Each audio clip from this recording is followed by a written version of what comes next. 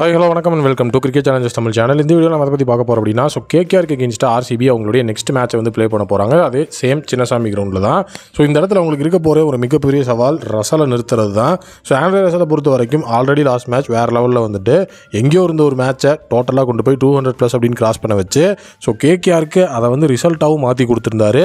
Plus bowling அப்படிங்கிறதையும் போட்டு ஒரு ஆல்ரவுண்ட் ஸ்லோவை வந்துட்டு அந்த ஒரு இடத்துல நம்மளுடைய கேகேஆரோட பிளேயர் ஆண்ட்ரே ரசல் கொடுத்துருந்தார். ஸோ டோட்டலாக வந்துட்டு ஒரு பெரிய கிரவுண்ட்லேயே அந்த ஒரு சம்பவம்னா சின்னசாமி கிரவுண்ட் அப்படிங்கிறது டோட்டலாகவே நிறுத்தி நிதானமாக ஆடினா கூட அந்த இடத்துல வந்துட்டு 6 பவுண்டரின்னு தான் பறக்கும். ஸோ அந்த இடத்துல ஆண்ட்ரே ரசல் இறங்கினார்னால கண்டிப்பாக வந்து ஒரு செஞ்சுரி அப்படிங்கிறது வரக்கு வாய்ப்பு இருக்குது. ஸோ அது மட்டும் இல்லாமல் ஆர்சிபி லாஸ்ட் மேட்ச் ரொம்பவே வந்து போராடி தான் அந்த சின்னசாமி கிரவுண்டில் ஒரு வெற்றி அப்படிங்கிறது பெற முடிஞ்சுது. ஸோ இப்போ ஆண்ட்ரே ரசலை எப்படி நிறுத்துறது அப்படிங்கிறது தான் ஃபஸ்ட்டு அவங்களுக்கு வந்து ஒரு மிகப்பெரிய தாட் ப்ராசஸாக இருக்கும்.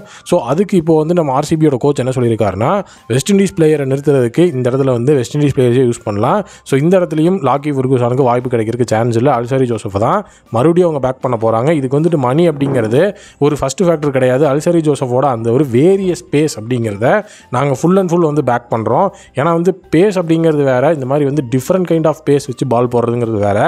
அது அல்சாரி ஜோசப் கிட்ட இருக்குது. ஸோ ரசல் நிறுத்துறதுக்கு நான் ரொம்ப அதிகமாக நம்புறது அல்சாரி ஜோசப் தான். ஸோ அல்சாரி ஜோசப் வந்து எதனால அப்படின்னா, இதில் இன்னொரு டாக்டிக்கான விஷயம், கண்டிப்பாக வந்து ரசல் மிடில் ஓவர்ஸில் தான் வருவார். இப்போ சிராஜ் அப்படின்னு பார்த்தீங்கன்னா பவர் பிளே 2 ஓவர் டெத்தில் 2 ஓவர் போடுவார். ஸோ மிடில் ஓவர்ஸில் வந்து போடுறது கன்ஃபார்மாக அல்சாரி ஜோசஃபாக தான் இருக்குது.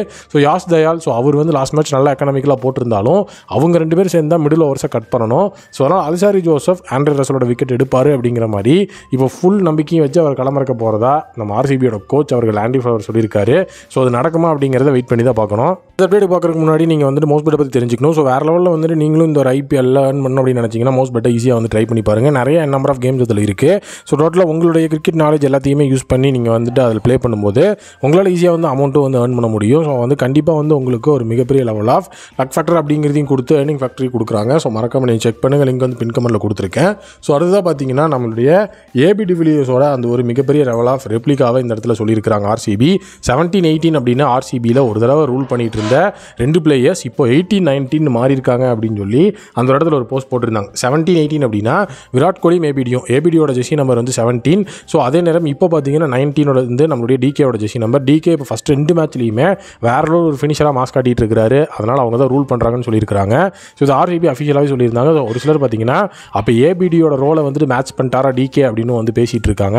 அது போக போக தான் தெரியும். அதே நேரம் வந்து நம்மளோட ஏபி டிவிலியர்ஸ் ஸோ இந்த தடவை வந்து பார்த்தீங்கன்னா என்னோட ஜெர்சி நம்பர் 17 ஆர்சிபி வந்துட்டு ஐபிஎல்ல 17 வருஷம் ஆச்சு இந்த வருஷத்தோட சேர்த்தும் போது. ஸோ அதனால் இந்த 17th இயரில் ஆர்சிபி கண்டிப்பாக சாம்பியன்ஷிப்பை வின் பண்ணும் அப்படின்னு சொல்லி அவர் ஒரு ஸ்டேட்மெண்ட் அப்படிங்கிறதையும் வந்து கட் பண்ணியிருந்தாரு. ஸோ அதுக்கு நிறைய பேர் வந்து அந்த இடத்துல வந்து ட்ரோல்ஸ் அப்படிங்கிறதையும் கொடுத்துருந்தாங்க. 17th இயர் ஸோ இந்த இடத்துல வந்து கப் வின் பண்ணணும்னு ஏபி சொல்கிறாரு. ஸோ அப்படி வின் பண்ணலன்னா 18th இயர் விராட் கோலியோட ஜெர்சி நம்பர், ஸோ அதில் வின் பண்ணுவாங்க. அப்படியும் வின் பண்ணலாம் 19 வந்து டிகேயோட நம்பர், அதில் வின் பண்ணுவாங்க. அப்படியும் இல்லையா 333 அப்படின்னு சொல்லி ஒரு ஜெர்சி நம்பர் இருக்குது. ஸோ அப்படின்னு சொல்லி ஒரு ட்ரோலையும் பண்ணிட்டு இருந்தாங்க. பட் ஏபி டிவிலியர்ஸோட அந்த ஒரு ப்ரெடிக்ஷன் உண்மையாகுமா அப்படிங்கிறத கமெண்ட் செக்ஷனில் சொல்லுங்கள்.